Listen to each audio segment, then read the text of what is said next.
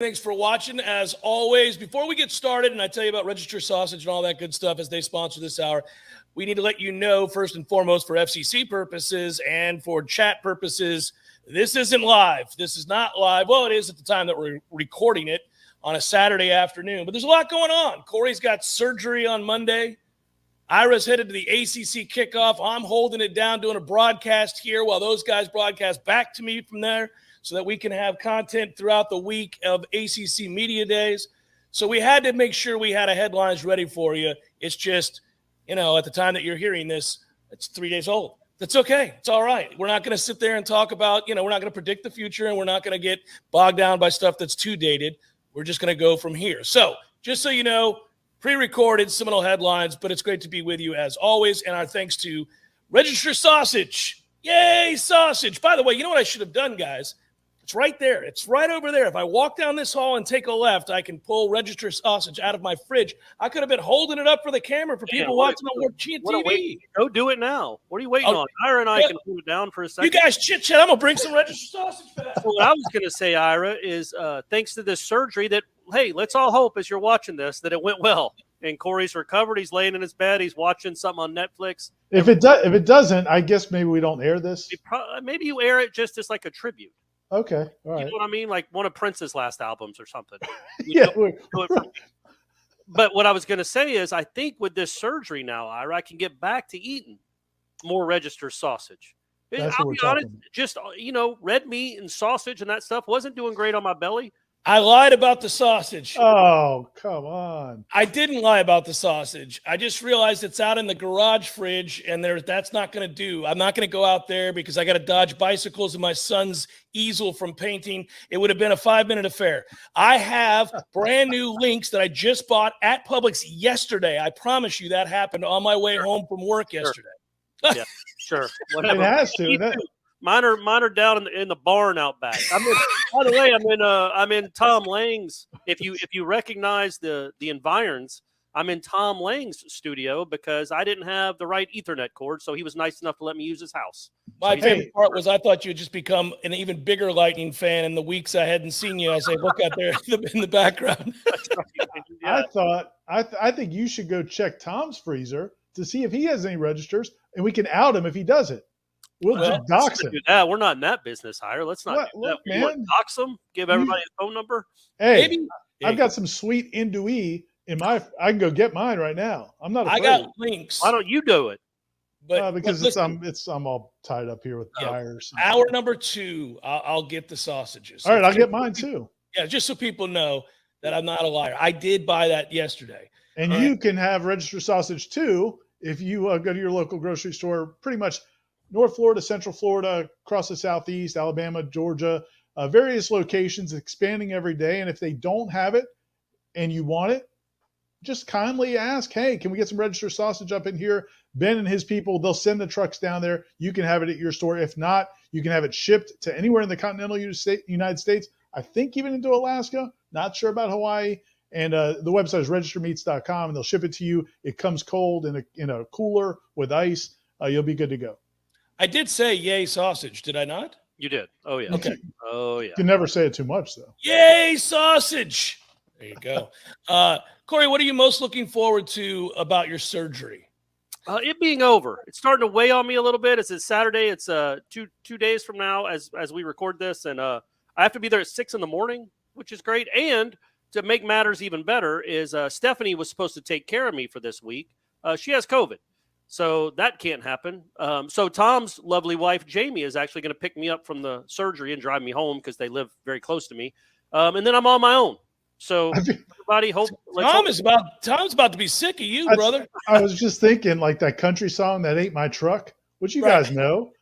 Like Tom's going to come home and Corey's car is going to be out there. And he's going to be used to it. Like, oh, Corey's here again. He's swimming in my pool. That's what I'm going to be doing. So using his Ethernet cord and his video equipment, you got to get his wife to come pick you up from surgery. Good Lord, man. Nice woman she offered. So that was very kind. So getting it over with, and then like I said, being able to eat, like while you were gone, getting that ghost sausage. I was telling Ira and the listeners that I haven't been able to partake in a lot of red meat or a lot of sausage in the last 4 or 5 months because I've been worried about my stomach. But once this gallbladder's out, and apparently I can just eat whatever again, that's probably not the best idea. Maybe I don't take that tack, but I'll eat a little more sausage than I've been eating. So andouille's back on the menu. Hey, while we're outing people, could we also out these doctors that told you it wasn't your gallbladder? Can we go after them, Corey? Come on, Ira. Let's take it easy. Because I think Dr. Ira's been telling you it's your gallbladder for a couple of years. I was just about to say that Ira has more than just offhandedly remarked several times that it is your gallbladder that is the problem, and you're like, no. I think the one time where I had to miss the show because of a stomach ache was the final straw for Ira. He's like, this is ridiculous. You can't just say it's stomach pains, and it's got to be something more than that. Go get it checked out, and I did, and here we are, about to go under the knife. Hey, so my guess is that I've had more surgeries than you guys, but I don't know that. Is this your first surgery, Corey? I guess so. Like colonoscopies don't count, do they? No, not really. Yeah, I've been in the hospital. I don't think I've had any surgeries. Well, okay. Yeah, I've had multiple surgeries. You've had multiple surgeries?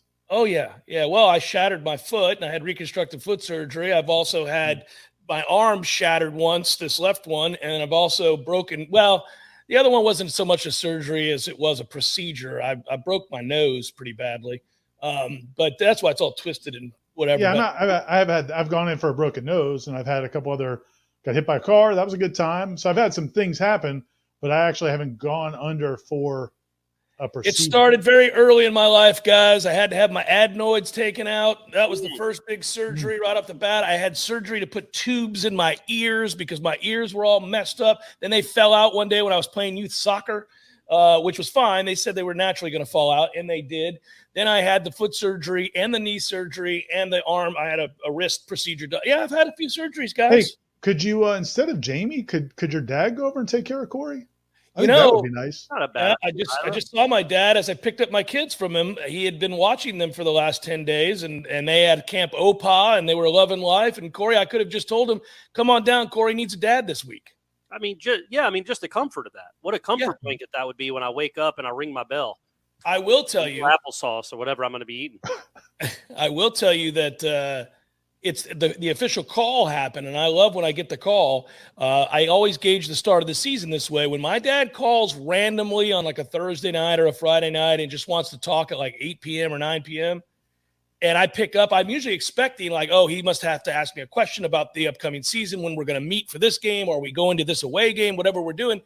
But when he calls just because he wants to get his thoughts out there about what he's been reading on Warchant, what he's been thinking about in regards to the upcoming season, then I know it's go time, boys. And he made that call last night. He's ready to go. He's ready to talk some football.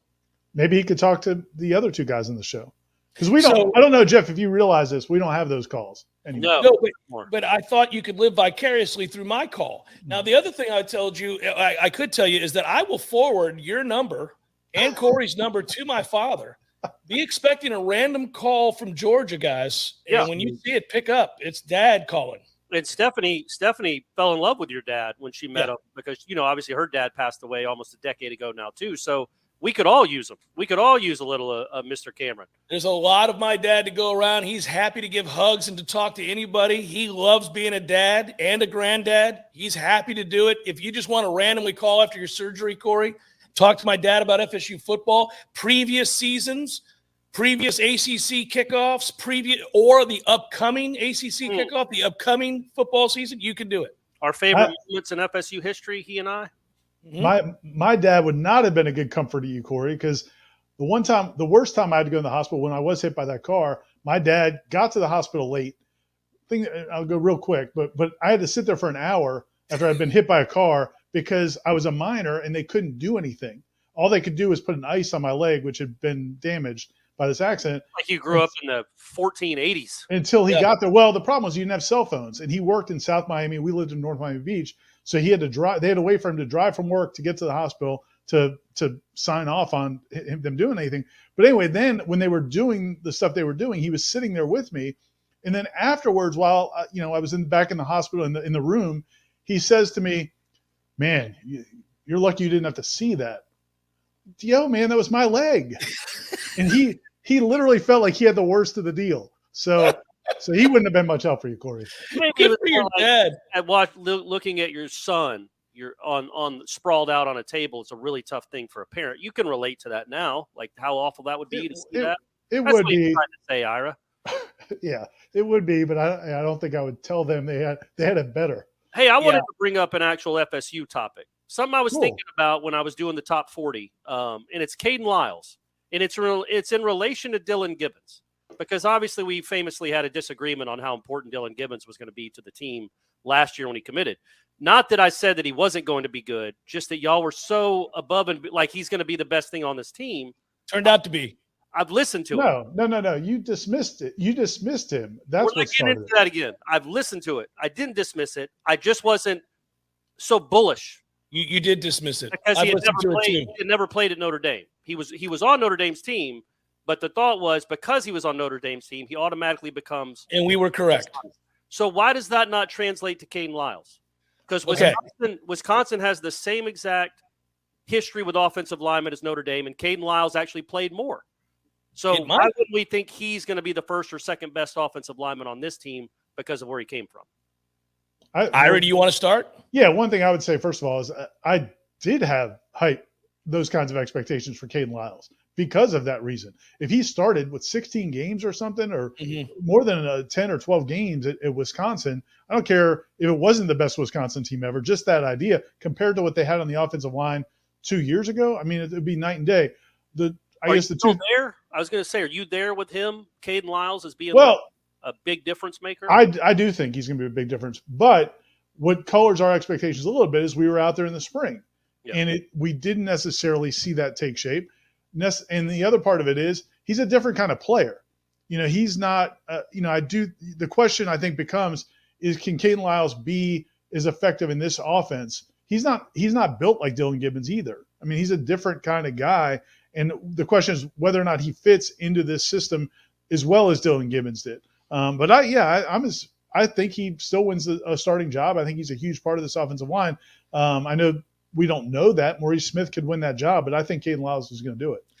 A couple of things that I think are positive when we answered this question is that there's a chance that he gets, he doesn't win the job because the competition's better now than it was when Dylan Gibbons arrived. They've added to this offensive line with transfers, depth. Some guys have gotten bigger and stronger as well that were previously here. So all of a sudden you've added some guys that get into the mix of the competition, which speaks to better depth than when Dylan Gibbons arrived just a year ago. Secondly, to Ira's point, Caden Lyles is a different type of offensive lineman. He's a mauler, and he's more of a run game guy than he's going to be in terms of pass protection, because I don't think he's very fleet of foot. But I also think he was recovering from an injury, and they eased him into the fold in the spring. He was also learning a new offense, so new verbiage and everything else. We didn't get to see a lot of him in terms of reps in the spring. Maybe now he's healthier and has a better grasp on what they're asking him to do. So I think that the fall camp that we're about to start watching is exciting for a lot of reasons, but one of which is competition across the board. But that specifically is going to be a good one, because if Maurice Smith has gotten bigger and is capable of putting on weight, he has good feet and good bend. He's an athletic guy. He's just too small. So if he's gotten a lot bigger, then we got a great competition potentially there at center or even guard. It'll be interesting to see how they use Caden Lyles, but I haven't given up on the fact that he could be an integral part of what they're trying to do this year either. And who do you think is like Gibbons is automatic? He's a starter. Robert Scott maybe is also probably an automatic starter. I think so. The other three positions, don't we think they're all kind of up for grabs? I do. Yeah, I think the competition will be pretty intense. Yeah. I mean, don't you think And it's not by bad people. It's not like, again, I hope he has a wonderful marriage and a great life. You don't have Brady Scott in the mix here. People like Brady Scott or Abdul Bello, guys that just had proven they can't do it at this level. I think all 8 of these guys in this rotation right now have proven they can play or have a chance to prove they can play. Like, we don't know if Bless Harris or Emmanuel can play at this level, but Bless Harris certainly didn't look completely out of place in the spring. I feel like they just have a lot more bodies now to throw at a problem, and decent bodies. Not great bodies, not like a Corey Clark body, but a decent body. You know what I'm saying? Does that make sense? Like I much better place. Well, and I think that goes to Jeff's answer to your question. Last year when Dylan Gibbons came in, they were coming off of such a disaster on the offensive line of the last couple of years. It's like, okay, this guy that's why we were so bullish on him. Like, he's been in a real program with real offensive linemen. That's going to be different. And so now the bar was raised last year. It was raised, and it's not the same situation. And when it comes to the competition, I don't, I think Robert Scott wins the job, but I think the other 3 spots are wide open. It could be Maurice Smith or it could be Caden Lyles. I think it'll be Caden Lyles, but it wouldn't shock me if Maurice Smith beat him out. I think the guys you mentioned on the right side, but you also have Darius Washington, Jastin Turnetine, who started 10 games in South Carolina. There's a lot of guys who've played a lot of college football. That hasn't been the case here. You wrote about it the other day. That hasn't been the case for Florida State in eons, it feels like. I was very impressed. I think it's 138 starts that they have on this roster right now on the offensive line. And 2 years ago, it was 60 or 65. And even some of that was like a Babion Johnson start here or there, or, Maurice Smith starting as a freshman. These are it's not just the transfers they brought in that all have experience. Darius Washington, Robert Scott, Maurice Smith have all started, 15 to 18 games, and have all played over 1,000 snaps in their career. All that matters. I was going to say, I'm also really excited by what I saw in the spring from Bless Harris. I think he's your starting right tackle. So he looked good. But I'm ready for competition. I want that group to have to really fight amongst each other to secure those positions, because it guarantees better depth. It guarantees that the guys that don't win the job are guys that we've either seen start football games or are capable of it. And so to our point that we're making here, this is the first camp since Norvell's been here, and really the first camp in a long time, that we go into the fall camp thinking, I think they're going to be all right on the offensive line. Not gangbusters great, not dominant, but pretty good on the offensive line. And I don't remember the last time I said that. And if you just think about that, say that out loud, that we've been watching a football team that year in and year out, you didn't feel like going into games that the offensive line was going to win. That you can't win football games, as evidenced by Florida State's record over the last 4. You can't win football games like that. If you go back to last season in those Monday press conferences, when we talked to Norvell, but particularly when we talked to Kenny Dillingham, and he would have to answer for why they do certain things that they do, scheme wise, and you could tell he didn't want to say, well, look, man, we can't block these teams. What we can do is not. This isn't maybe necessarily what we want to do, but we feel like it's what we have to do given these circumstances. And you add into that receivers who couldn't get separation, who couldn't make plays on the ball. And now you start to, in this conversation I just had with somebody the other day, just a fan who, was talking to me about Jordan Travis. And I think why some people are optimistic about Jordan Travis, even beyond just his athletic ability, is, this is his chance to show he can be a real quarterback, because he shouldn't be running for his life. And he's got some guys that can actually make plays out wide, which he hasn't had. And I also think something to not be overlooked is, we feel like they have 8 guys that have a bunch of experience that are in this rotation. They also have a pretty big freshman class coming in that will get to learn from those 8 guys. That's a big deal, man. When you talk about establishing a culture, and we talk about Leonard's program all the time, and you learn from your teammates, you watch and you soak it up. It becomes part of, through osmosis or DNA or just being good teammates. I really do think that in helping them, helping the young guys, helping the Armellas and who's the other one, man? The other Sapp. Kayshawn Sapp, Jalen Early. Yeah. So, those guys get to learn from dudes that have done it, and then that gets passed down. And I'm sorry, but they also can develop physically before they're thrown out there. Right. Yeah. So they're not. I actually think that's even bigger. Yeah. They get to develop, but they also get to develop mentally, because it's not like Atkins is going to take it easy on them, but they don't have to be thrown into the fire. They get to learn, which is what all offensive linemen should be able to do their first year or two. Yeah, psychologically they were beat up, but physically they got beat up, and those two married together is a death sentence to long-term, growth. And so you had guys who had to start who were not physically ready, and then that affected them mentally. And you wonder somebody like if Dante Lucas was a freshman this year, or how much different his career becomes. Or Jawan Williams. Seriously, there's no telling what some of those guys, if they didn't have to go out there and try to block 22-year-old grown men when they weren't ready for it, and then you get into the mental part of it, which Corey talks about. Man, it's not fun when the TV isolates on you whiffing on dudes because you don't know how to do you don't know the fundamentals yet.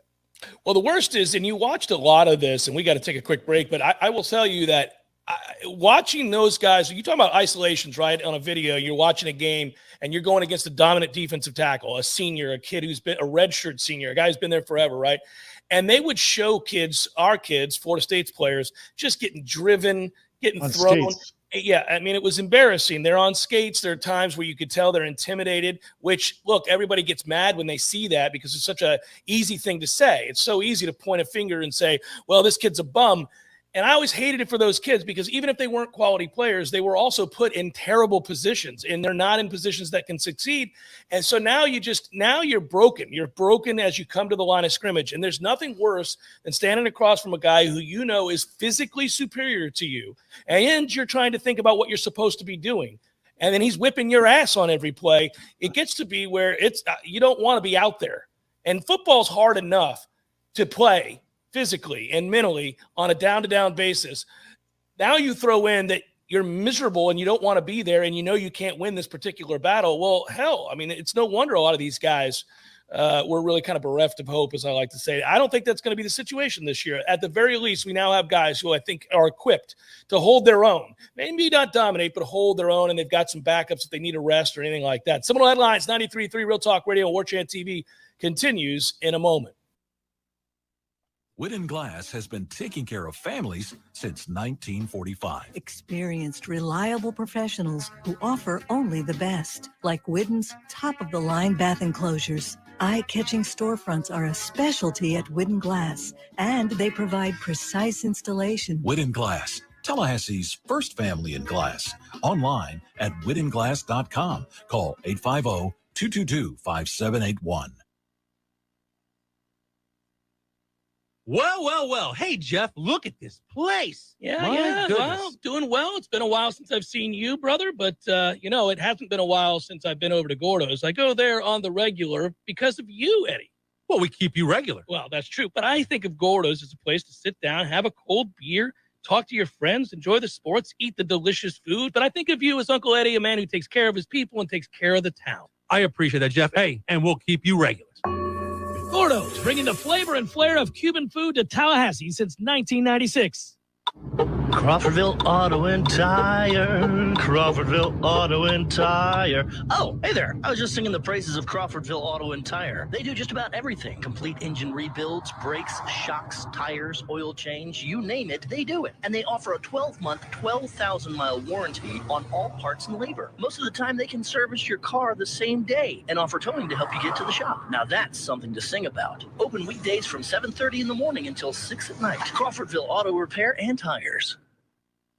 Give your business a facelift with a modern, consistent, creative brand overhaul from Curiosity Marketing Group. These days, it's not enough for your business just to have a standard website or a Google listing to reach your customers. Your business needs to stand out with eye-popping branding, modern web development, and strong marketing. And it takes a team to pull it all together. Words and websites matter. At Curiosity, we make the most of yours. Find out more at curiositymg.com.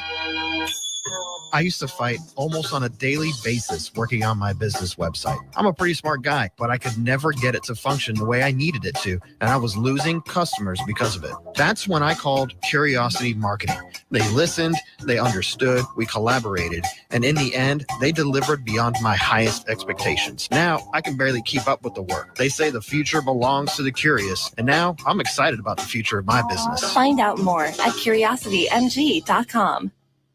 T-Spark Enterprises, roofing and construction services. T-Spark.com. My father always taught me that if you provide people with honesty and great service, your results will speak for themselves and your customers will do the talking for you. When I hear contractors use catchphrases like most trusted, best of, and we beat any price, I'm reminded of my father's words. Just because you say it doesn't make it true. We work hard to earn our customers' trust and provide top-notch service so you can reach your own conclusion about us. Are you in need of roofing or construction services? Let us show you we are not about catchphrases or gimmicks to earn your business. T-Spark Enterprises, roofing and construction services. T-Spark, TSparkConstruction.com. License number CCC 1331204. Life is stressful. Dinner shouldn't be. That motto is why Register Sausage has been doing business in the Florida Panhandle and Lower Alabama for over 75 years. A proud sponsor of Seminole Headlines, Register Sausage always provides the best Southern smoked sausage to over 140 grocery stores and restaurants throughout the Southeast. Headliners have discovered the Register's difference. You can too. To find a store that carries Registers near you or to buy directly, head to registermeats.com. That's registermeats.com. Register Sausage. Yay, sausage! Seminole Headlines returns now. Head to YouTube and search for Warchant TV today to catch the show live or on demand. Now, here's Jeff Cameron, Ira Schofel, and Corey Clark. So I just got excited, guys, while we were sitting there talking about this offensive line. Damn it, man. That's a really good thing. Is there another position group that you do that? If you start talking about, you get excited? No, I'm just kidding.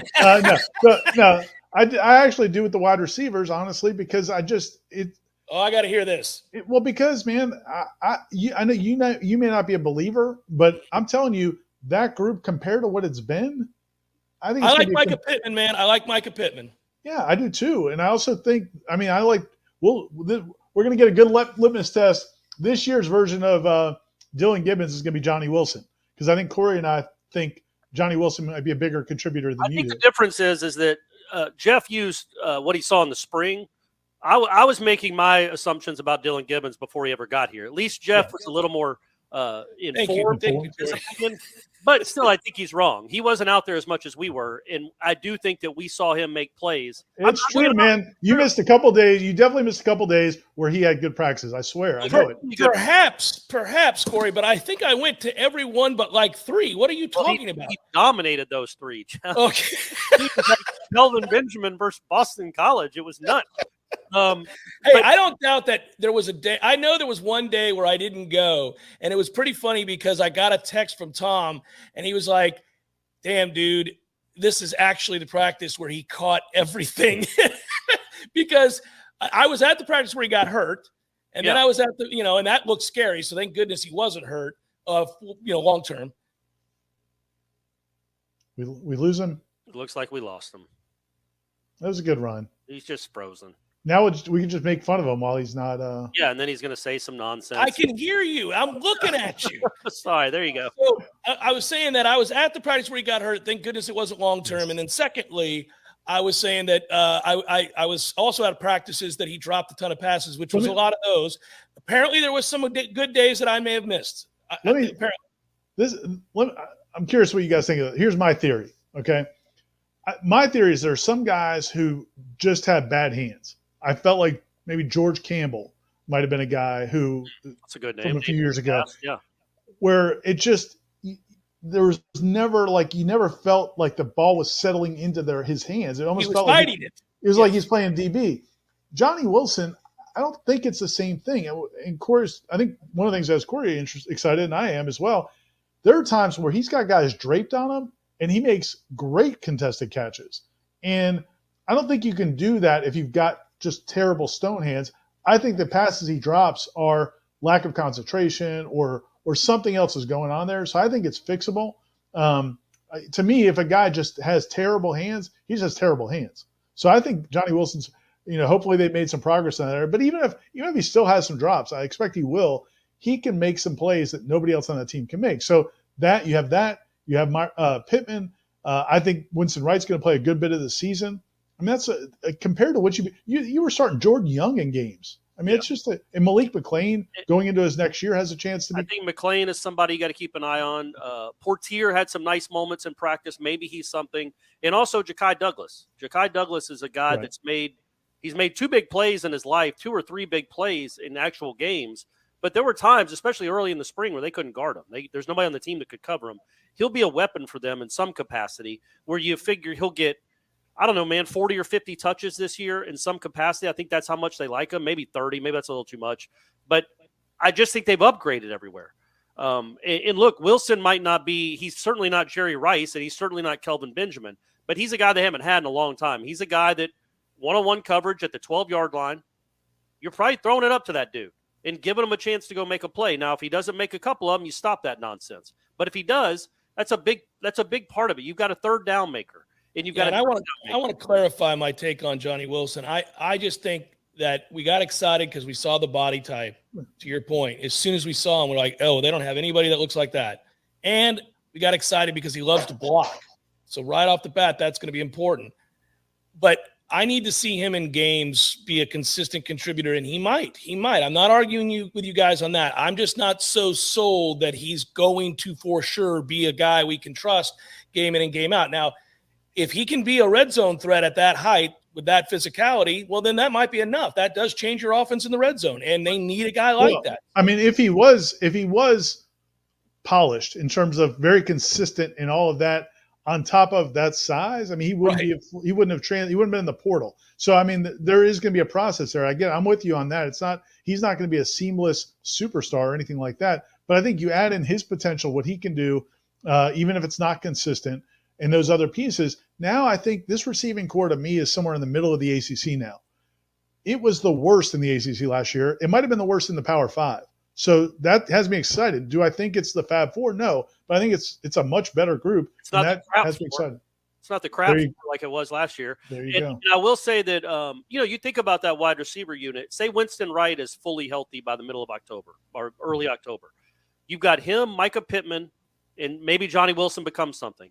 Well, you've also got Pokey Wilson, who's a player. Now Pokey Wilson is your number 3 or number 4 if these other guys. I mean, all of a sudden you got Malik McLean. You got depth, man. You've got guys that can run out there and go make plays that you just didn't feel good about last year. I mean, again, the roster has been upgraded almost across the board at every position. Is it good enough to win championships? No, but it's been upgraded across the board, and that's trending at least in the right direction. It looks like. Yeah, and they fight and care for each other and seem to be on the same page. And there's a lot of improvements that Mike Norvell and this staff are responsible for, and they get credit for that. And I want to continue to talk about that. I just think that, unfortunately, the level of talent is middle of the road at best over there at wide receiver, at best. I would trend probably more towards the lower half of the league in terms of wide receiver units. Now, if McLean takes another step forward, if Winston Wright is back and able to play the vast majority of the season, with the addition of Micah Pittman, who we already saw and were very impressed by in the spring, yes, I agree. It could take a huge step forward. I need to see Winston Wright playing early in this season. They could really use him, say, against LSU. How early does he come back and how quickly can he hit the ground running, in the sense that he didn't get to participate in the spring hardly at all before that terrible car accident. And so I need to know, how comfortable is the offense? Now there's a guy who's a proven Power 5 stud. West Virginia, in fact, JT Daniels transferred to West Virginia. He's got to be livid that he doesn't have Winston Wright to throw to, because that guy was their best receiver, most accomplished receiver. It's a guy that has proven it at this level. How quickly does he get acclimated in this offense after having pretty much missed the spring? Well, one other thing I'm excited about with this offense is I'm excited to see Mike Norvell calling plays. I'm not saying Kenny Dillingham was not a good offensive coordinator, but there were too many things I didn't like that had me excited about Norvell. I mean, I just think when he was calling plays at Memphis, I felt like that was a better offensive attack. I think he did a better job of attacking mismatches and minimizing their weaknesses. So I'm excited about that as well. I think you upgraded the offensive line. You brought in 4 offensive line transfers. You brought in 4 wide receivers. You've got a returning starting quarterback who's the other thing about this, and maybe we can talk about this in the next segment if we're getting close to up against it. But the idea that Jordan Travis doesn't feel like he's threatened could maybe help with him physically, because he may look at I think Jordan can get to a point where he says, okay, I have to stay healthy. A year ago or 2 years ago when he was in these quarterback battles, he might have been in the mindset of, I've got to make plays. Because nobody believes in me. I've got to make plays to prove it. That's going to be an incentive to be more risk oriented as a quarterback, especially running. I think if he's the undisputed starter, which we know he is, and he knows he is, maybe he looks at those opportunities a little bit differently and says, man, I got to preserve myself. This team needs me desperately. I can't get hurt. I think that could be something that helps him as well. It's a fine line, though, because you want him to make plays. I mean, for sure. Yeah, I mean, he's got to use those legs. It's such a gift. So few people ever look like that at the quarterback position. If he's not running around, it seriously diminishes his value. Not saying that. Yeah, I'm not certainly 100% not suggesting he doesn't run around. I'm talking about when there's a first down marker and it's second down, hey man, maybe we don't need to get that first down on second down. Or Right. if it's, if it's go out of bounds or try to pick up 7 more yards, those decisions. Yeah, I agree with that. Seminole Headlines, 93.3 Real Talk Radio, and Warchant TV continues in a moment. Challenging, rigorous curriculum. We'll also work with our students to teach them how to set goals and then how to work to reach those goals. Red Hills Academy will offer the Spanish language every day. Relationships are really important to us, not just with our students, but with our families and the community. This benefits parents and students alike because parents get that involvement within the school. Easily apply online today at redhillsacademy.com. This is Patty Wilson. Oh, I'm sorry. We're ready. He's recording. Why are you always saying your last name? It's Patty and Scott. Everybody knows Patty and Scott. I don't know. This is Patty Wilson. Not this is. I am Patty Wilson. What is the idea behind said promo? It's for Patty's Playhouse. We're on Patty's Playhouse Saturdays at 11. Tune in. That's stupid.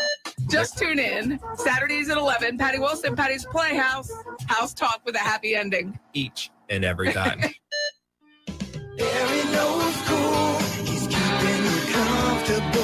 This is Kyle, service manager from Barano Heating and Air. Schedule an appointment from your mobile device to learn about our Total Comfort Service Program. With guaranteed same-day service, 15% off necessary repairs, and $25 berry books to use towards air filters and other products. Turn to the experts at Carrier and Barano Heating and Air. Any day, anytime, anywhere. Online at baranoac.com. Florida license CAC 1816-186. I tend to second guess dinners with friends because they're often interrupted by diarrhea, gas, bloating, stomach pain, or oily stools. It turns out I have EPI, or exocrine pancreatic insufficiency, which means I'm missing the enzymes needed to digest food. My doctor prescribed Creon, pancrelipase, an oral prescription medication that replaces pancreatic digestive enzymes. Creon treats EPI due to cystic fibrosis, chronic pancreatitis, pancreatectomy, or other conditions. Creon may increase your chance of fibrosing colonopathy, a rare bowel disorder. Tell your doctor if you have a history of intestinal blockage or scarring or thickening of your bowel wall. If you're allergic to pork, or if you have gout, kidney problems, or worsening of painful swollen joints. Call your doctor if you have any unusual or severe gastrointestinal symptoms or allergic reactions. Take Creon as directed by your doctor and always with food. Do not chew capsules as this may cause mouth irritation. Other side effects may include blood sugar changes, gas, dizziness, sore throat, and cough. These are not all the side effects of Creon. Creon is the #1 prescribed EPI treatment. Ask your doctor about Creon for EPI and visit Creon.com or call 800-633-9110 to learn more. That's CREON.com. Sponsored by AbbVie.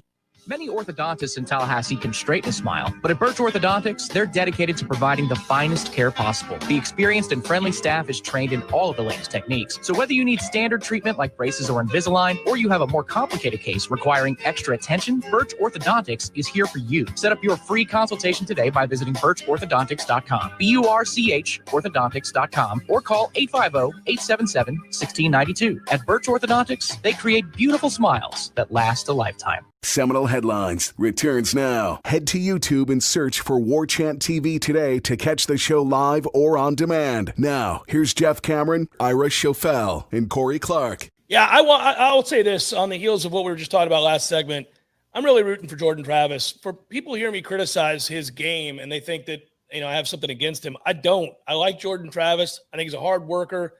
I think he's passionate about the game. He does things that wow me. A lot of times, I want him to be a more consistent quarterback as a thrower. That's all I want. And if he does it, Florida State's going to win a lot of games because that's an element of their offense that they have not had. And not all of that's been on him. As we just got done documenting, didn't have a lot of help at wide receiver.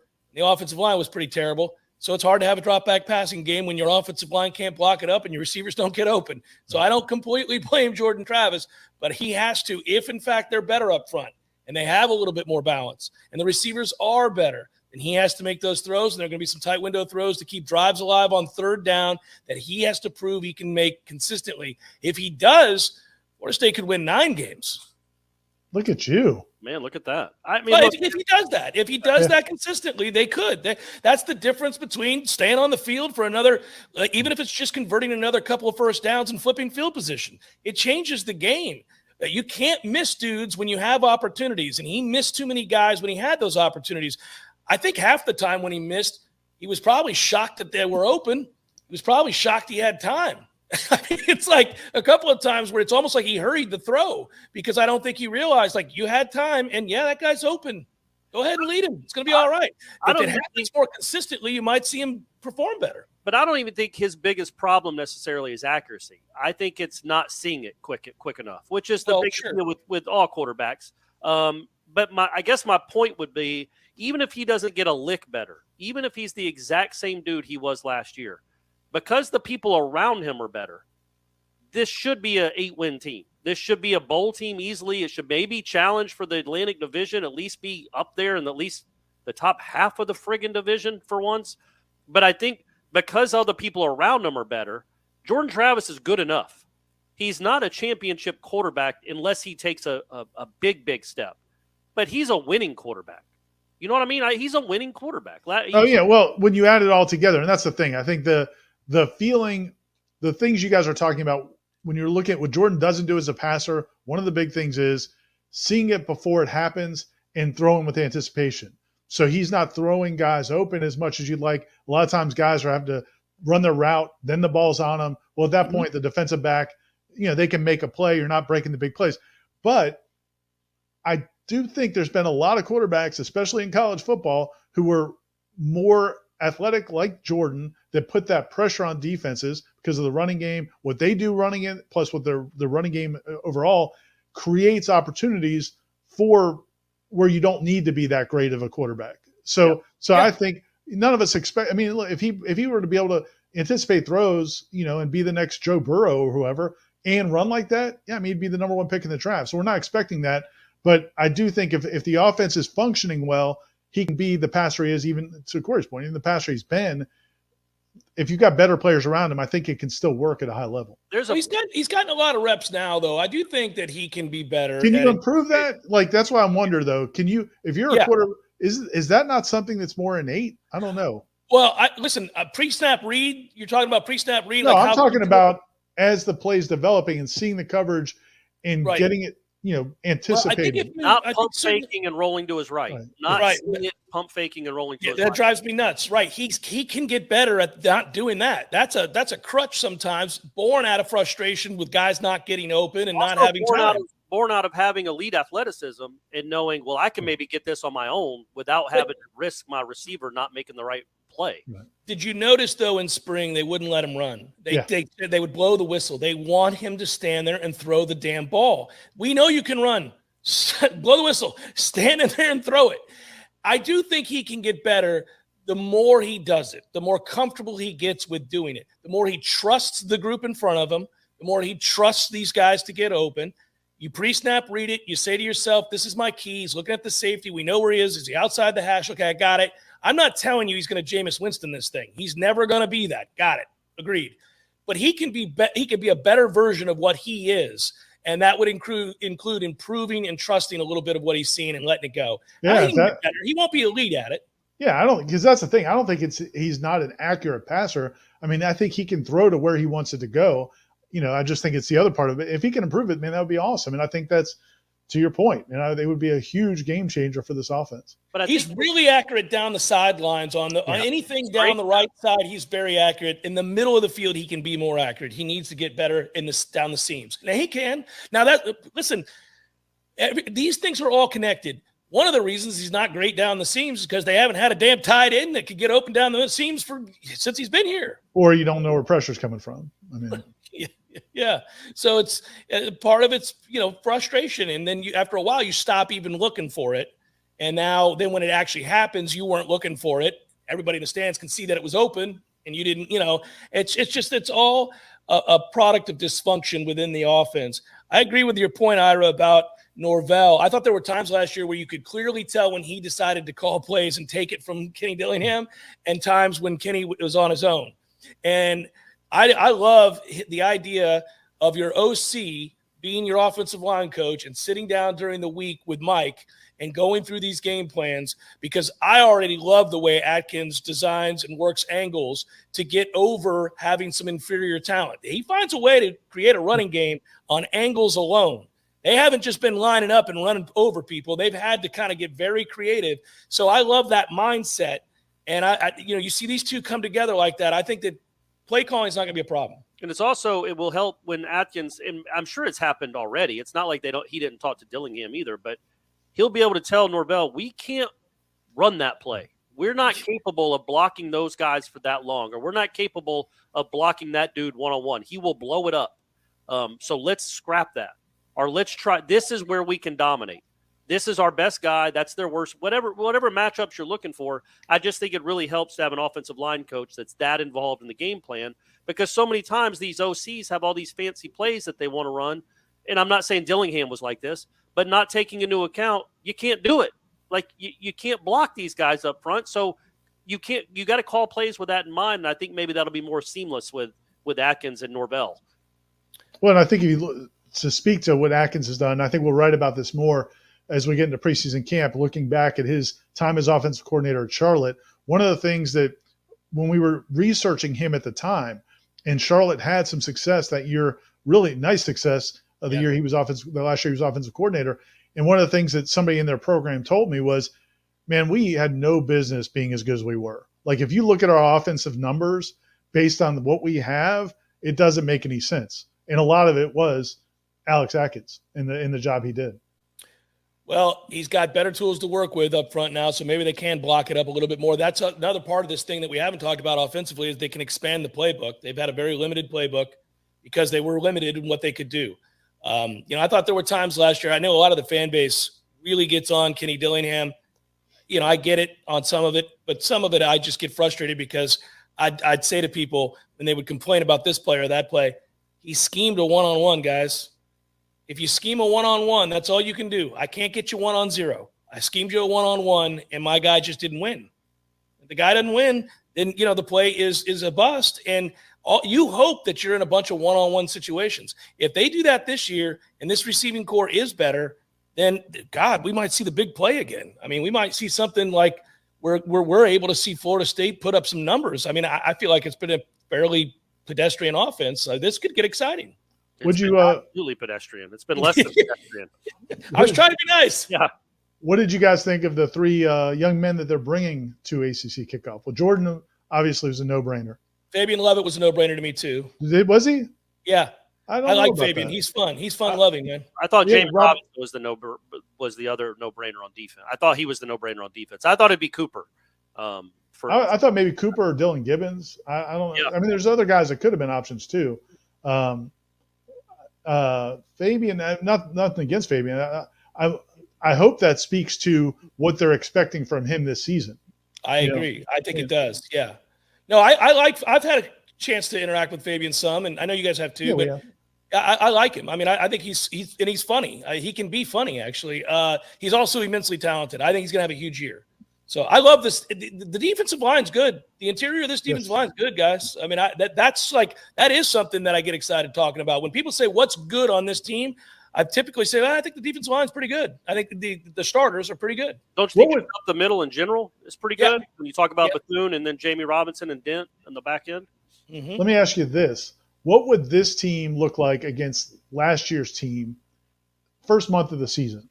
Is Milton playing quarterback? Yes, I said first month of the season. Yeah, this team would win comfortably every game. Yeah. All right, now what about Jordan quarterbacking both teams? It's closer because you got Jermaine Johnson, but I still think that this does that offense move the ball consistently last year, even with Jordan against? No, I don't think so. It didn't consistently move the ball against anyone. So it definitely wouldn't. No. But it hit enough big plays. By the way, 24. Jermaine would have terrorized these tackles last year if he was starting against Florida State's offensive line. He would have terrorized them. What about these tackles this year? That's the question. Could he terrorize Bless Harris and of course and Robert Scott? Yeah, he would. Well, Robert Scott was there last year. Yeah, I mean, he definitely beat him. There's no question. But they had him last year. They didn't win 6 games, so that's not that doesn't determine your whole game. But I think there's so much. I mean, let's go position by position real quick. I mean, we just talked about there's so much better offensive line. They're going to be better wide receiver. I think they're going to be much better. Jeff might be a little skeptical. I think quarterback should be better because now you know who the guy is as long as he's healthy. I think defensively, running back I think is going to be about a wash. I don't know that Trey Benson's going to be better than anybody they had last year. You think he's definitely better than Jayshon Corbin? We'll see. Yes. That's I like him, right?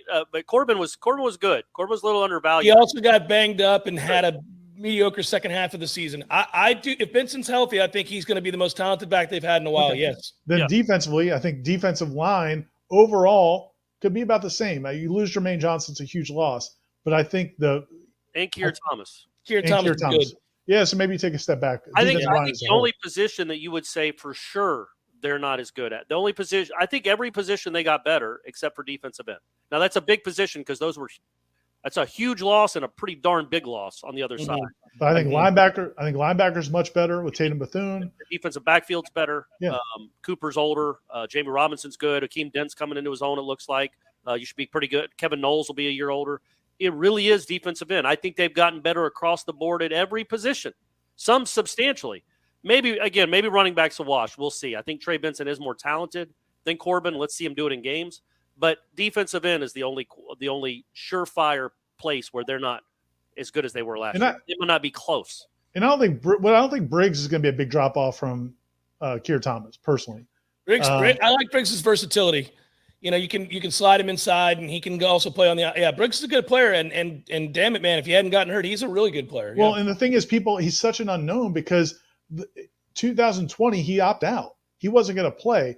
They basically had to beg him in the middle of the season when they lost everybody to COVID and other issues. Hey, could you help us? Marvin Wilson's out. Everybody else has COVID. Hey, could you come and help us out? He shows up and plays like 30 or 40 snaps in the first game on like 3 days of practice, and then plays the rest of that season. Yeah. And then last year he gets hurt. So I think he's a wild card that is better than people might think. I like him a lot, and I know they like him a lot. Hour number 2 forthcoming. Stay with us. This is Seminole Headlines on 93.3 Real Talk Radio and Warchant TV.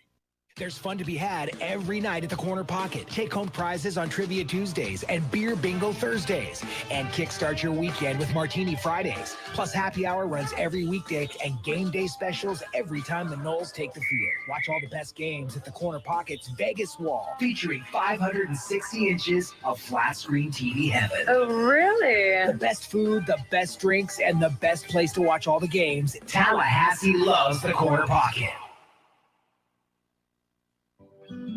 You were always more than my mom. You were my role model, my best friend, and biggest supporter. You filled my days with unconditional love. And you also prepared for the day when you couldn't be here. Because of the woman you were back then, I'm able to be the woman I am now. Your planning made this moment possible. Set your family up for life. Southern Farm Bureau Life Insurance. Your friends for life. This is Andy Cohen. When I was a law enforcement officer, I devoted my life to a career of service and protection. Who's protecting you? Give me a call. 850-671-FARM. That's 671-FARM. Helping you is what we do best. Southern Farm Bureau Life Insurance Company, Jackson, Mississippi. Not licensed to do business in all 50 states.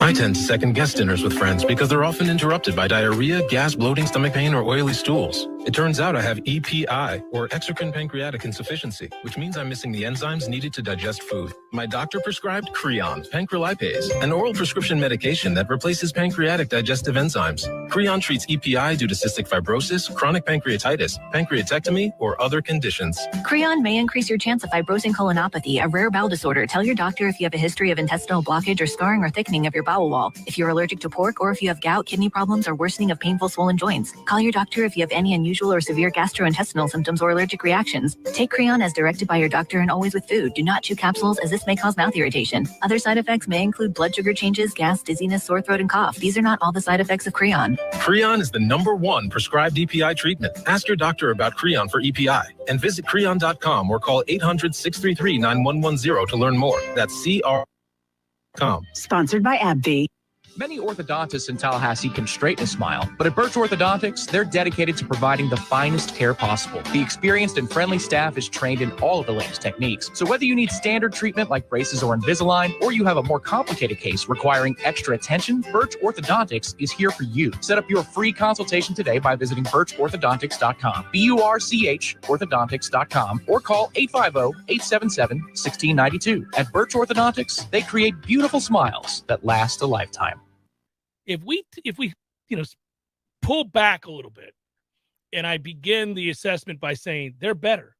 They're better than they were a year ago. It's a better football team and program than they've been.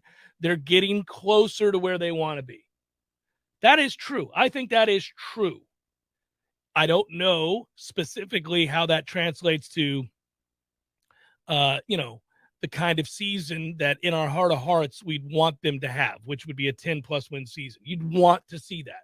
That's not likely because they're not there yet, but they're better. This is interesting. So I've had this moment happen a couple of times in practices, whether it's the team drills at the end or wherever, but it's usually when they go full 11 on 11 and they play. There's a sequence of so many positive plays, one way or the other, where somebody earns a stop or earns a gain of 15, or a quarterback rolls out, he's flushed, but he goes and makes a play. Receiver actually catches the football in traffic, things like that, where I start to get greedy. And I'm thinking to myself for the next rep that I'm watching, all right, here you go. Keep elevating. Mm-hmm. Well, no, that's not reasonable to think.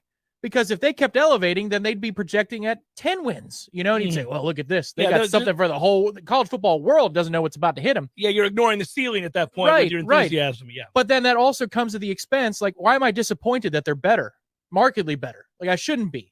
It's just the Nole in me remembering how many times we've been ranked inside the top 4 consecutive years at the end of the year in the AP poll or coaches poll, all those things. Like all of the accolades. The record-setting 14 in years a row. that nobody's come close to. Right. So that's where my head goes immediately is, oh, wait a minute.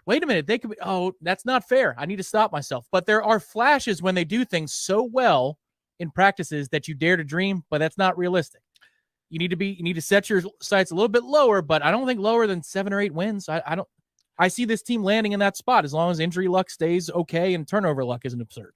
Yeah, I mean, I would argue, I think that I see enough humbling moments from either the quarterback or the offensive line that I'm well aware of the ceiling.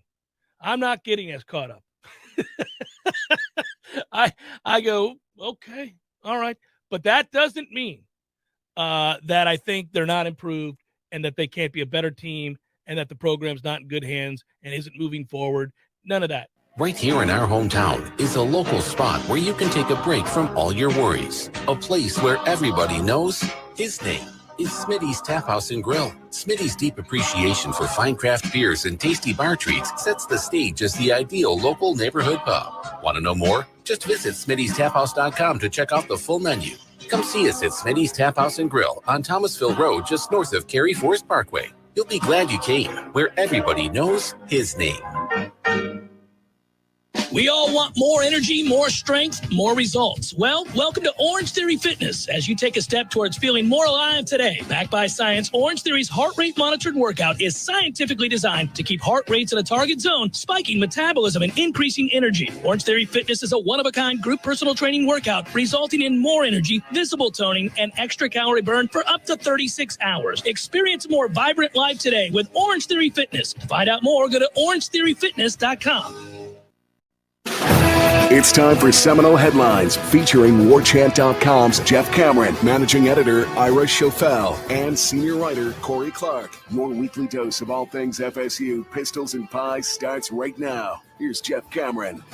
Hour number 2, Seminole Headlines. No, not headliner questions. We might find some from last week. Remember I was going to do that, guys? Sure. 93.3 Real Talk Radio and Warchant TV, the hour brought to you by our friends at Birch Orthodontics, if I could speak. By the way, Dr. Birch, what a great personality, huh? She went on Twitter. She laughed about it. She thought it was great. Great sense of humor, huh?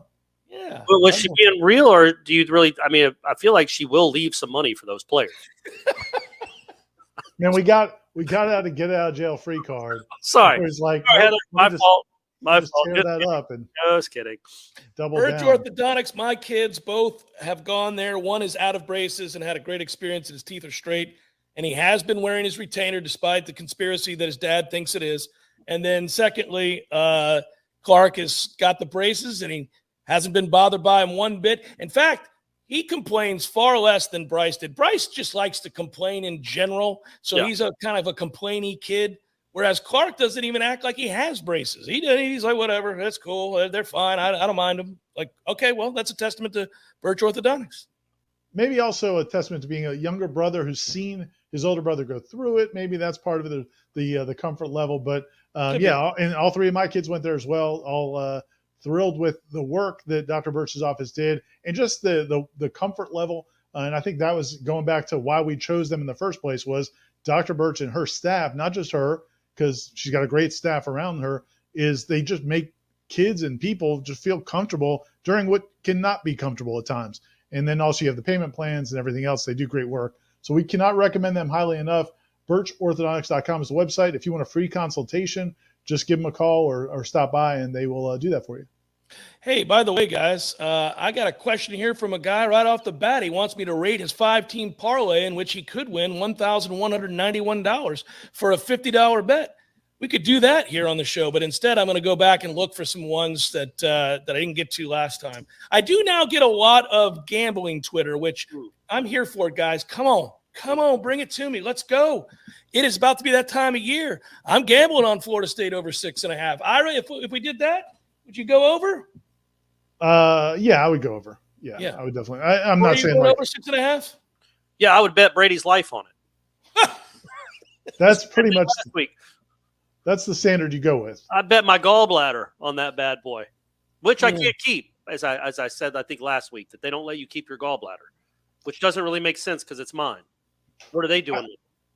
Man, I just, again, we focus on, I think we focus a lot on last year, and I think that's natural. I was on a show last week talking to some, this time of year we go on shows around the country where they ask questions about Florida State football, and if you look at it in the macro and say, okay, well, they were 3-6 2 years ago. Last year they were 5-7. Like, what's realistic? And the point I try to make to people that don't follow Florida State closely is it really was 2 seasons. You really that first month where they hadn't figured out on defense personnel wise and scheme things, and then offensively they couldn't figure out who was going to be the quarterback. That was a different team from Game 5 on. And so maybe in the second half of that the fourth loss, they became a different team. And so to me, if you judge it by that 7 or 8 games down the stretch, and then what they've added, I think they're going to win at least 7 games. I think maybe 8. A question for both of you, since this is normally when we're asking questions. You just brought it up, and I had a discussion about it on Friday's Jeff Cameron show.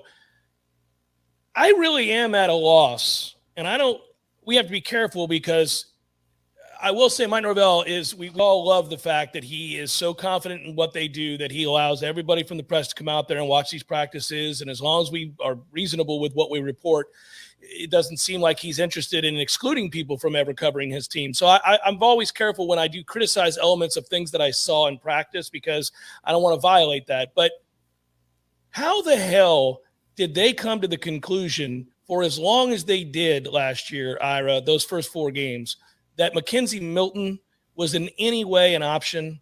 Because I was at those. Are you asking Ira or me? Because I'm asking both of you. All right, Corey, you can start. I know you're eager. How the hell? I got dibs on retorting though to whatever he says. That's fine. We got time here, fellas. I don't know if you know this. We've got time. It's not a race. Yeah. It's okay. Go ahead. No, man. It came down to 2 throws. Yeah. 2 throws changed the entire complexion of that first month of the season. If Mackenzie Milton comes in that Notre Dame game and throws the ball out of bounds or gets sacked, Jordan Travis might go in on the very next play because his helmet had just come off. But no, he just happens to make the best throw of the day, the best throw of his Florida State career, the very first throw. And then he made that other one down the seam to the guy that was crazy covered, and he put it in an incredibly tight window. And you're like, we got the Mackenzie Milton back. This is 2017 Mackenzie Milton. He's a gamer. He's a gamer. Because that's what had happened. We watched him in the spring and we're like, what in the world is this? He was awful. Until like the last few days before the spring game. And then he was good in the spring game. And then he wasn't good in he wasn't really all that impressive in preseason practice. He lost the job to Jordan Travis. But then he comes in a pinch and looks like the dude from 17. So you can understand with Norvell being like, I guess this is just what he does. But not for as long as he tried it. Well, so what happened was they go to the Jacksonville State game thinking it won't matter. It doesn't matter. We could play Travis Jay at quarterback, and we're going to play touchdowns. So let's get Mackenzie Milton work. Let's get Jordan Travis some work. And it just backfired on them more than any coaching staff in Florida State history. It was an all-time awful job by Mike Norvell and his staff that entire week, and then that game in particular. But then after that, they did go back and forth. I think Milton started Wake Forest, but Jordan Travis played the preponderance of the – that's not the right word. Preponderance. You're looking for the preponderance of evidence, Corey? Yes. Yeah, that's not what I meant. What's the word I'm looking for there? Most of the first half, Jordan Travis. How about majority? I know, but it starts with a P. He wants a P word there. Yeah, there's a P word there, gang. Come on now. You listeners, you know what I'm saying? Come on. Yeah. Text me. Tweet at me. But so Jordan Travis did play the majority of the first half there. But he got hurt. And he got picked up. And then it was Mackenzie Milton again for the next 2 weeks. But it all goes back to those 2 passes against Notre Dame. If he doesn't complete those 2 passes, they still lose that game to Notre Dame.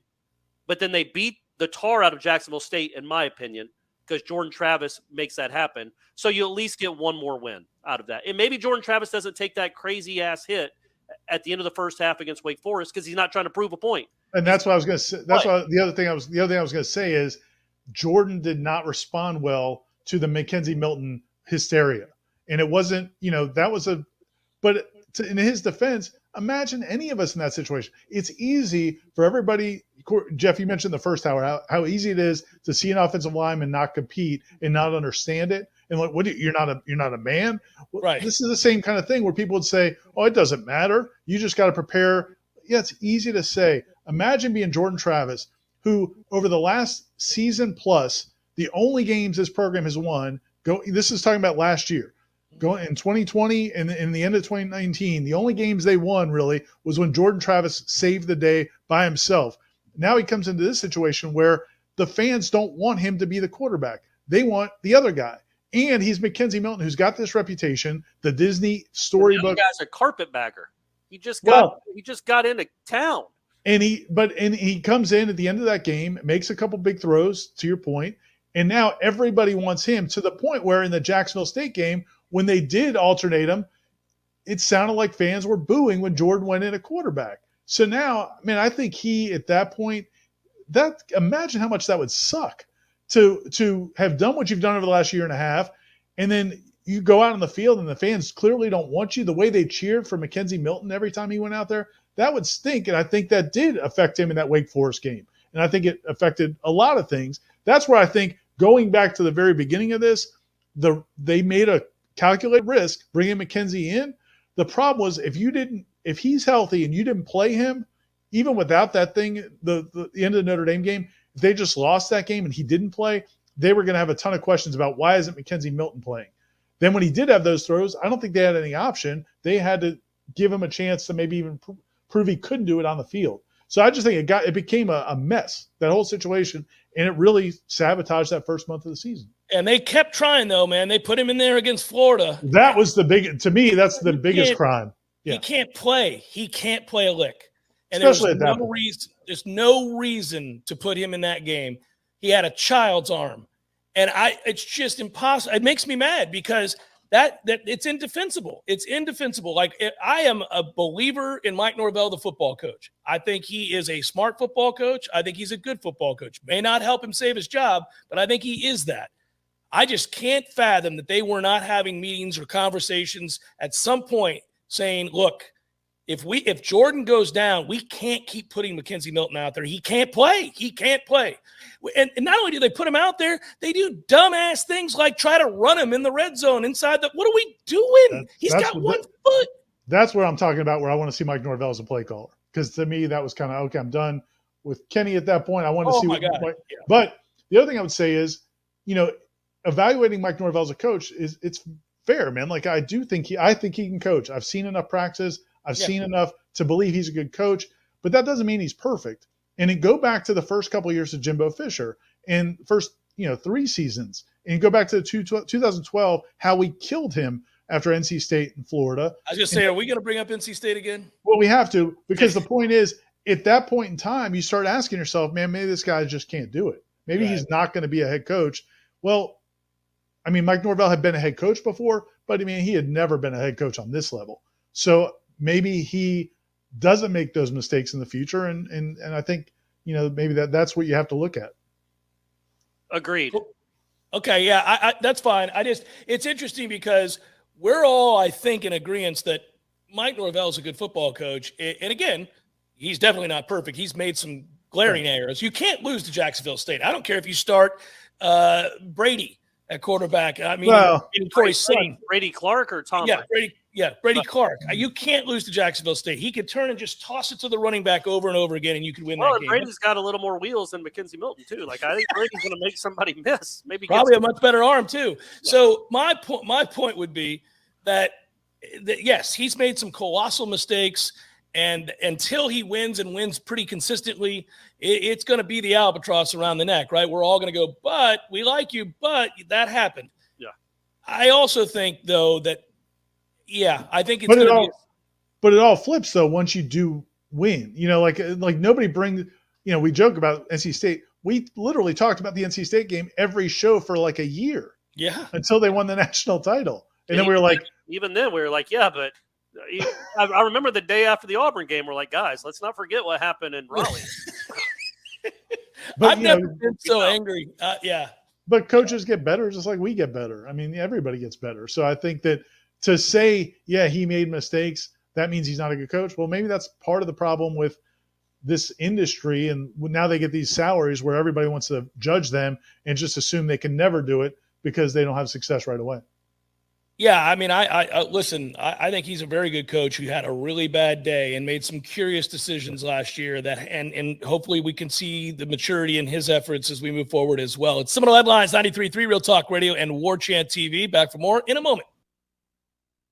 Wooden Glass has been taking care of families since 1945. Experienced, reliable professionals who offer only the best, like Wooden's top-of-the-line bath enclosures. Eye-catching storefronts are a specialty at Wooden Glass, and they provide precise installation. Wooden Glass, Tallahassee's first family in glass. Online at woodenglass.com. Call 850-222-5781. Well. Hey, Jeff, look at this place. Yeah. Well, doing well. It's been a while since I've seen you, brother, but, it hasn't been a while since I've been over to Gordo's. I go there on the regular because of you, Eddie.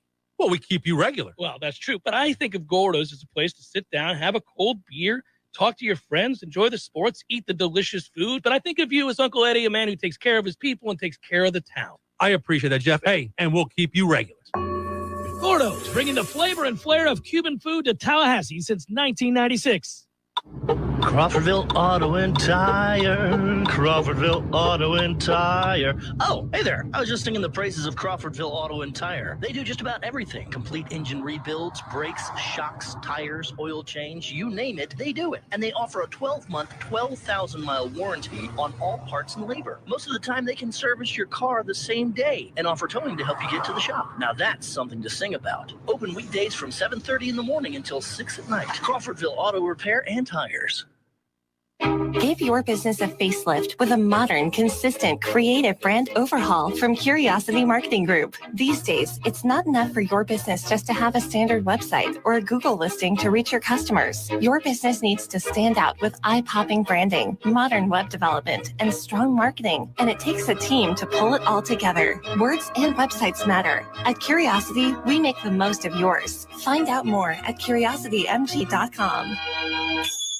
I used to fight almost on a daily basis working on my business website. I'm a pretty smart guy, but I could never get it to function the way I needed it to, and I was losing customers because of it. That's when I called Curiosity Marketing. They listened, they understood, we collaborated, and in the end, they delivered beyond my highest expectations. Now, I can barely keep up with the work. They say the future belongs to the curious, and now I'm excited about the future of my business. Find out more at curiositymg.com. T-Spark Enterprises, roofing and construction services. T-Spark.construction.com. My father always taught me that if you provide people with honesty and great service, your results will speak for themselves, and your customers will do the talking for you. When I hear contractors use catchphrases like most trusted, best of, and we beat any price, I'm reminded of my father's words. Just because you say it doesn't make it true.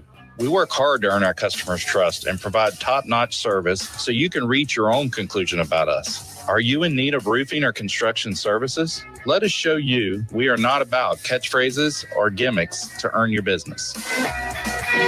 T-Spark Enterprises, roofing and construction services. T-Spark, TSparkConstruction.com. License number CCC 1331204. Life is stressful. Dinner shouldn't be. That motto is why Register Sausage has been doing business in the Florida Panhandle and Lower Alabama for over 75 years. A proud sponsor of Seminole Headlines, Register Sausage always provides the best Southern smoked sausage to over 140 grocery stores and restaurants throughout the Southeast. Headliners have discovered the Register's difference. You can too. To find a store that carries Registers near you or to buy directly, head to registermeats.com. That's registermeats.com. Register Sausage. Yay, sausage! Seminole Headlines returns now. Head to YouTube and search for Warchant TV today to catch the show live or on demand. Now, here's Jeff Cameron, Ira Schofel, and Corey Clark. Speaking of questions, I want to go back to another one that I've seen. Guys, we don't need the headliners. Hey, don't you know. We do. They're the lifeblood of the show, you weirdo. Don't listen to them, guys. We definitely need you. I just wanted to elicit that response from Corey. I knew it was coming. I knew as soon as I said it, he would be appalled. He wouldn't hear the humor in it. It's more about Shanna. Shanna, I think we could all say is headliner number one. Like, she is the first headliner. She's still hanging in there? She's still listening to headlines? Yeah, occasionally she'll text me every now and again because she listens to headlines and Wake Up Warchant. So she'll text me something from a show that she's listening to. She's got like a 40-minute commute to work, so I guess she still listens. So yeah, she'll Shanna. Comment. Thanks, Shanna. Appreciate that. Yeah. Yeah. So there you go. We were always on her side when it all went down, Corey. I know you were. I understood. Yeah. Kind of a no-brainer. When she points things out, is it usually something like clever Jeff or I said? Is that usually? She's arguing with me about something I said, typically, like countering something I said. And she not unlike the marriage. She was not exactly right. Exactly right. She was not at all happy. Well, I think she's a good gauge of where the fan base is because she's more than a casual fan, but she's not diving into the tribal council every day either. And so when you lose to Jacksonville State, or even something like Jermaine Johnson not getting drafted till the mid-20s, she's like, what happened? What's going on with this coach where he's supposedly a top 5 pick? And then we're 3 hours into the draft, and this dude still hasn't been drafted. Like, what's going on? That's Mike Norvell's fault? No. I'm just saying, like, she's like, can this guy catch a break? Like, the guy that's supposed to be a top 5 pick now might slip out of the first round. What is wrong with this? Well, the unfortunate thing is that if people had gone back to the start of the season, that was a guy that might get drafed in the middle of the second round, early third, and instead got drafted in the first round. You have to kind of look at it differently. The 2 days before, we thought he might be he was being talked as a top 5, top 10 pick, and then he's slipping into the 20s. So that, there were Florida State fans that were a little flummoxed by that, I'm sure. Sure. Anyway, go ahead with your question. Now that we got all the Shannon. I think I've forgotten my question now that we've gotten sidetracked here. No, I was just going to say, I think it's interesting because Ira, I would say you're usually the most probably even keel of the three of us, pretty even keel. And you brought up the fact that you're the most uneven keeled. You. Me? Yes. Yeah. I want to fire people a lot. I get pretty mad about things, and every now and again I fly off. It's not even about firing people. You're prone to hyperbole that borders on absurdity. And let me get your guys' thoughts on this. I was texting with somebody, a friend of ours, the other day, and they just mentioned something about our interactions. Huh? Was it Shanna? It was not Shanna. Okay. I haven't texted Shanna in a while. Yeah. Since I was telling her, yes, go ahead and file the papers. Just run to the courthouse, get it done. But anyway, somebody else was talking about our interactions from last week about a certain topic. Anyway, it's not important, but we were talking about how, like, we said if our characters were like inside the NBA, that I'd be kind of like Ernie, Jeff would be kind of like Kenny Smith, and then you would be our Barkley. Right. I feel like that feels like that's pretty accurate. Because I'll say some asinine things that are off the cut, but there's a little bit of truth. There's a sparkle of truth in them, a nugget of truth. But Kenny Smith is the guy that talks Barkley some sense into Barkley and makes more sense of his crazy thoughts. I agree. Like Barkley will say some things you're like, man, that's like That's perfect. He nailed that. And then there are other things like, dude, are you taking something? Are you And that's watching kind of the how. game? What are we doing here? Yeah. I'd rather be compared to Shaq, guys. I don't like being Kenny. Can I be I'm thinking Shaq? the old school. Okay. I'll be honest. I wish they kicked Shaq off the show. I don't think he adds anything to it. I guess this is my Barkley take for the day, but I don't like anything about what Shaq brings to the show. I thought it was perfect with Ernie, Kenny, and Barkley. I still like the show. It's fine. I mean, there's everybody's got their things. Bryce loves that show, and so it makes me smile to see the joy that he gets out of watching that show. Dude, when it came on, Corey, we were working in Thomasville. Yeah, Like, it's 20-something years ago, 23 years ago. Right? I remember sitting in the newsroom in Thomasville. We had a TV in the newsroom, Yeah, Jeff, Barkley had just retired. and we'd have it on, and it would be on every night back then. It seemed like they were on every night. Now, the worst thing in the world is when you turn on now and it's like the backup crew. Oh no, you can't do it. It's just like, what is this? Call it something else. I would throw Candace Parker in there too. I think she's really good. She's good. And what I would say too about, not that this is NBA. What's the name of that show? Inside Stuff. It's not inside. It's not inside. Ahmad Rashad. Yeah, Ahmad Rashad's interviewing Jordan right over here on Inside Stuff. Everybody. I don't like Barkley. Barkley's lost a lot, man. Like, I don't think he watches the games much. He's detached. He's very, very detached. Now, he still has some nice insight occasionally, but I don't think he's great at it anymore. But that, when he started from like 2000 to 2008 or 10, he was awesome. He was awesome. When he cared, he was awesome. Yeah. And he didn't care about saying, well, this guy's terrible. Yeah, and he had the credibility because he had just played with those guys, and now it's like he doesn't even understand the game anymore. Right. Yeah. He doesn't understand why they're not pounding it inside.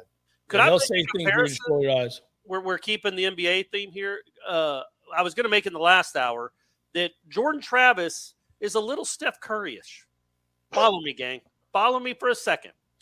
So it's his presence that matters. Maybe Steph Curry, because Steph Curry's also an incredible player. Jeff's going to turn your mic off. No, listen to what I'm saying. So there's a great clip back in Curry's first MVP year where he's had a terrible first half. He's like 2 of 13. He's got 5 points, and Kerr is walking off the floor with him. And I don't know if he's mic'd up or how this worked, but you hear him saying, look, he's showing him the stats. He goes, look, you're 2 for 13, but your presence on the court is the reason we're up by 12 points. You're a plus 18 when you're on the court because of your presence. The defense flows to you, right, which means that Draymond can go get a layup, or Clay's getting more of an open look than he did. And I think you can relate that to Jordan Travis in a sense. His presence, his running ability it levels the playing field. You can't. Sure.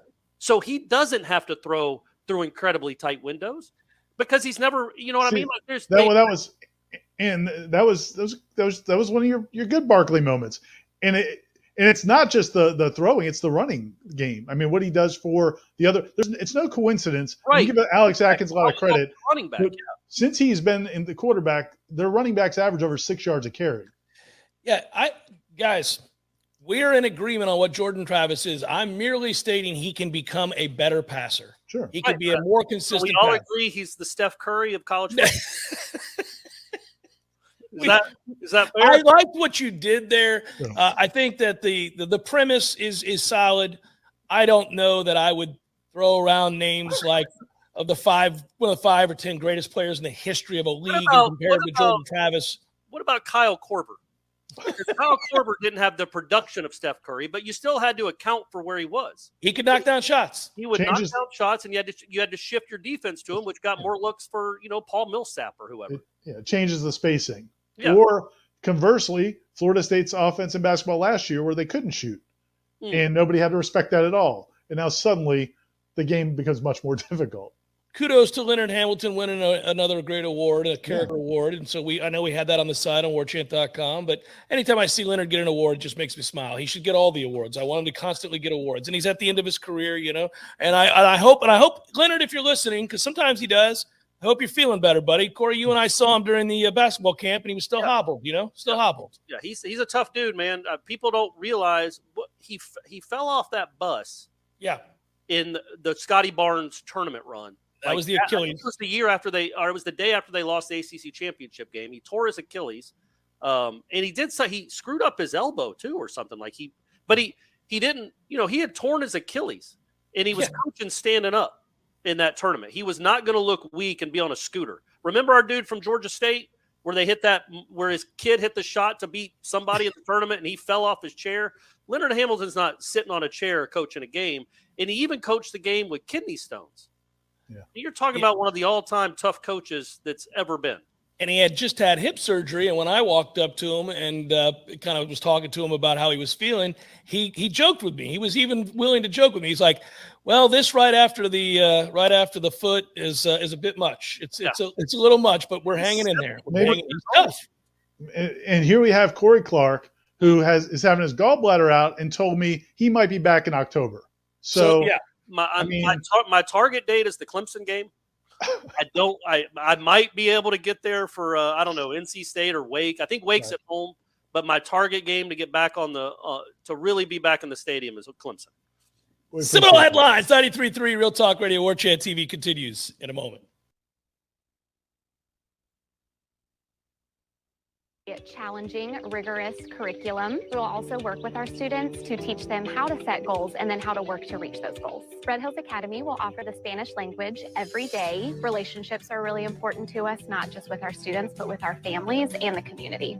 This benefits parents and students alike because parents get that involvement within the school. Easily apply online today at redhillsacademy.com. This is Patty Wilson. Oh, I'm sorry. We're ready. He's recording. Why are you always saying your last name? It's Patty and Scott. Everybody knows know that. Patty and Scott. I don't know. This is Patty Wilson. I am Patty Wilson. What is the idea behind said promo? It's for Patty's Playhouse. We're on Patty's Playhouse Saturdays at 11. Tune in. That's stupid. Just tune in. Saturdays at 11. Patty Wilson, Patty's Playhouse. House talk with a happy ending. Each and every time.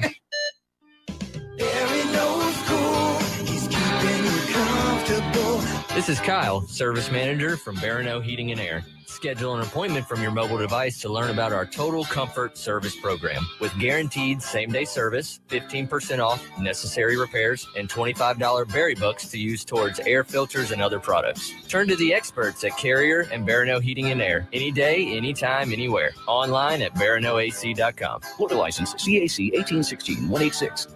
I tend to second-guess dinners with friends because they're often interrupted by diarrhea, gas, bloating, stomach pain, or oily stools. It turns out I have EPI, or exocrine pancreatic insufficiency, which means I'm missing the enzymes needed to digest food. My doctor prescribed Creon, pancrelipase, an oral prescription medication that replaces pancreatic digestive enzymes. Creon treats EPI due to cystic fibrosis, chronic pancreatitis, pancreatectomy, or other conditions. Creon may increase your chance of fibrosing colonopathy, a rare bowel disorder. Tell your doctor if you have a history of intestinal blockage or scarring or thickening of your bowel wall. If you're allergic to pork, or if you have gout, kidney problems, or worsening of painful swollen joints. Call your doctor if you have any unusual or severe gastrointestinal symptoms or allergic reactions. Take Creon as directed by your doctor and always with food. Do not chew capsules, as this may cause mouth irritation. Other side effects may include blood sugar changes, gas, dizziness, sore throat, and cough. These are not all the side effects of Creon. Creon is the #1 prescribed EPI treatment. Ask your doctor about Creon for EPI and visit Creon.com or call 800-633-9110 to learn more. That's CREON.com. Sponsored by AbbVie.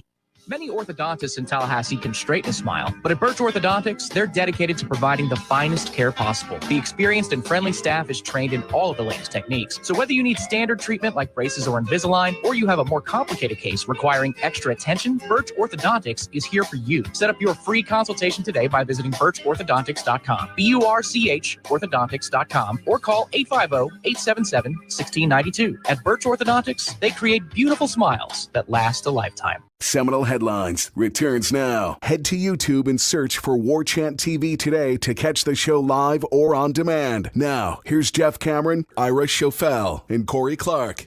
Worst moment at the ACC kickoff. Worst one that you've ever had. Me personally, or sure. Oof. Interacting with Georgia Tech's Paul Johnson. I was going to say it's not worse, but it's definitely offense. Ira, what does that even mean? And you actually said what they run in the pros. Yeah, because I was just like, hey, how would Christian Ponder, a guy like Christian Ponder, how do you think he'd be in your offense? He's like, what does that mean? And I said, well, as opposed to a pro style offense. And he's like, well, what's a pro style offense?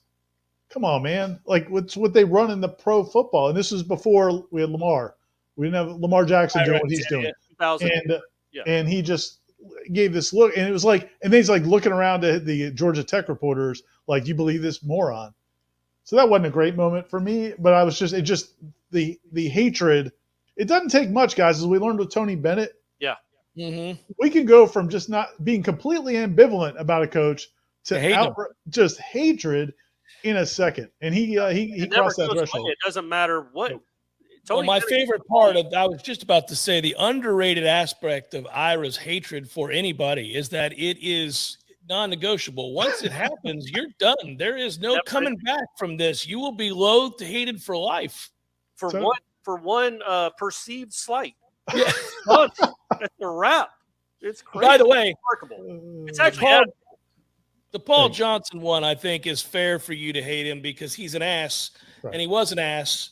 And he was trying to be a jerk intentionally. My question would be, why? What was it? Had you written something? What was there previous history? Ira from Adam. Yeah, he had no idea who I was, except that I wasn't a Georgia Tech reporter. It was just, man, he's got that hang up that people didn't respect his offense. It's like, man, I covered Thomas County Central winning 5 state championships running the split back veer. I respect the option. It's a high school offense. I get you, Ira. I'm with you. I'm just saying, I have a respect for what that is, but it ain't a pro style offense. Well, you would see them come in and score every time they got the ball at Doak Stadium in that game where they won whatever that was, 45-42. They literally never punted. And I was just trying to get to the point. I think I was writing something about Christian Ponder's athleticism and how, man, could you imagine? I think he'd be phenomenal in that kind of offense too, not just as a pro style quarterback. Anyway, whatever. It was, it's one of those things at the ACC kickoff. A lot of what you're asking is just throwing stuff against the wall because we're doing these interviews, especially the other opposing coaches, and may not be playing that team for 4 months. But hey, I've got this coach here. Let me ask him some questions. So that's kind of how it ended up. I will tell you that one underrated aspect of an interaction that I had with a coach, and I've talked about this before, but Dabo knew who I was from the video that got played on YouTube after Jameis went up there and dominated and all that. And he knew that I had ripped him several times. I think his SID had told him. And so somehow, and I've requested Dabo every year and I never got him. And I found out that they're allowed to veto a reporter or an outlet if they don't want to do it. And his people had always vetoed me. They had said, we're not having you interview with Jeff Cameron. Somehow they screwed up that year and I got him. And when he came around the corner with his guy, he said, "You're right here with Jeff Cameron." The look on Dabo's face was priceless. He was pissed. Like, I can't believe you all have me sitting down here with this a-hole who's ripped me over and over and made fun of me over and over again. But to his credit, and I'm going to give him credit for this, I stood up, I shook his hand, I introduced myself. He kind of smirked at me like, "I know who you are, you piece of crap." And then he sat down and proceeded to do a very professional interview to the point where his guy knew he had screwed up, meaning he had screwed up by letting him interview with me, to the point where I asked a series of good questions, and the guy was trying to tell Dabo, "We can go." And Dabo was like, shooing him away, like, no, I'm good. And he kept talking to me. So I got to give him credit because I was stunned. I thought he was going to give me 3 minutes. And he was going to get up and walk away. And so I was nervous. And I don't normally get, you do this long enough. You guys know you don't get that nervous anymore. But I was a little nervous because I knew this could be contentious. It could get interesting. And so I was thinking very hard about how do I want to word these questions and how am I going to ask him? And to his credit, he listened and bothered to give a thoughtful answer. So that was probably the most surprise moment for me at an ACC kickoff, was that he was civil and engaged. What you got, Corey? I'm going to guess yours. Oh, all right. I wasn't even thinking of one. I thought we were done with it. Let's hear it. I was when Willie. Tell me your reaction when Willie Taggart said that he assumed there were a lot of turds in the locker room at Florida State. Yeah, in his first ACC on the big stage. On the big stage, where it was, I assume ACC Network, if that was a thing back then, was broadcasting that. Yeah, that was an interesting phrase, that he thought there were a lot of turds and there weren't. And maybe we would argue with that now. Yeah, that was a fun one. And I do remember the one year it was in Pinehurst, which was awesome. It was great, but that was the year that it was like a month after, maybe 2 or 3 weeks after DeAndre Johnson had been on video. And then, for 20 minutes, Jimbo's just being asked about that. And I just remember the dude from the AJC, because Jimbo's like, and I would know. I mean, Jimbo deserves plenty of criticism, but he was talking about. He's like, look, the kid made a mistake, and we moved on. And then the guy from the AJC is like, Jimbo, a mistake. He hit a woman. And Jimbo's like, yeah, and he's off the team. Like, what do you want me to do? Want me to say? What do you want me to? Did you want me to hit him? Like, what did you want me to do? It's just we were in that era of the media in all arrows at Florida State for everything, and there has not been a situation like that since. Even with all the craziness at LSU, it didn't get 10 or 20% of what Florida State got, and it's just that. I'm very happy those days are over because it was just exhausting. And it was like, God, man, this, anyway, it was just exhausting. Yeah. I by the way, I don't want to belabor the DeAndre Johnson thing, but I was thinking about this the other day when we were laughing about quarterbacks and we were talking about post Jameis, how he just swung and missed on all these quarterbacks. He just failed miserably. He didn't bring anybody in who was any good. I wonder, because remember how good DeAndre Johnson was in that spring game? He threw a sweet pass, man. He had a lot of hand talent. Yeah, he did have talent. He didn't do much in his college career, but then you always have to wonder, okay, what would he have done with Jimbo? And I think he had injury problems. I think he had some issues, but yeah, no, I mean I think that spring. He threw a pretty pass. You felt like, okay, if he just puts on some size of those guys he brought in, I mean, he was the one definitely. I think you thought might have had a chance, but man, what a disaster. What's funny about that is that where did he end up going? To FIU? Where'd he end up going? Sounds right. I know he did the Last Chance U. He did the last, yeah. But where was that AJC reporter when they took him? Wherever he went. Did it only matter because he was at Florida State and he even got kicked off of Florida State? You still get criticized for that. Oh, he just said he made a mistake. He's just a bore of a football coach.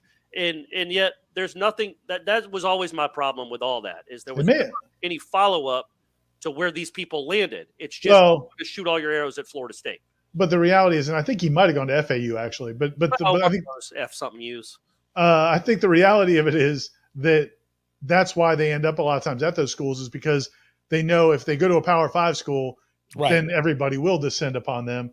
Whereas, if you've hit a woman or if you've committed sexual assault or something that's so egregious, a lot of times, even if your talent is great, I mean, there's a reason Randy Moss, and it's astounding to talk about the difference of where we are as a society now compared to back then. But Randy Moss has to go to Marshall, compared to, and I think it's crazy that smoking weed would have violated he had to go spend a month in jail because he failed a weed test. I know it was a drug test, but he was smoking weed. It's like I get angry about that all the time. I just, not only because we know they would have won the national title and they would have multiple. But what I'm saying, I would have wanted to see what those numbers were at the end of that year. Can you try to fathom that receiving core? Imagine just being a poor, frightened, probably curled up in the fetal position defensive coordinator, having to get ready for that offense with Randy Moss, with those receivers. And that, I mean, good God, guys. The 96 receiving core would have been Andre Cooper and E.G. Green. Yes. Peter Warwick is a redshirt freshman. And, Randy Moss. And you also have Warwick Dunn. I mean, Thad Busby was going to win the Heisman just by pitching the ball to people. Right. Like, we're throwing the ball more other than the go routes to Randy Moss. I mean, it would have been – and so 96 and 97, they undoubtedly win the national championship if Randy Moss is healthy. It's not even a question. Undoubtedly, and I would point out that, that would have been Thad Busby. That would have been the equivalent of the Gino Torretta Heisman, right? Where you're not even any good. He might have joined Archie Griffin. He might have won back-to-back Heismans, old Thad Busby. But think about E.G. Green, Peter Warwick, and Randy Moss all on the same team with Warwick Dunn to go with them. And those teams still win 11-1 each year. One of them made the national championship. I mean, they literally would have won. They would have beaten Florida so bad in 96. It wouldn't have been 24-21. It would have been 41-21. Florida wouldn't have been able to get back into the championship game. They would have been beat so bad. And I know that's just one player. You can't say that. But you're talking about probably the most talented wide receiver who has ever lived. Yeah, I was going to say, it's not just one player. It's a preternaturally great player, a Hall of Fame wide receiver who nobody could cover even when he got to the league. And even though everybody, like to your point, everybody in the world knows he's running one route. Right. And they still can't do anything about it. It's just a 9. It's just a go. It's just going to fly.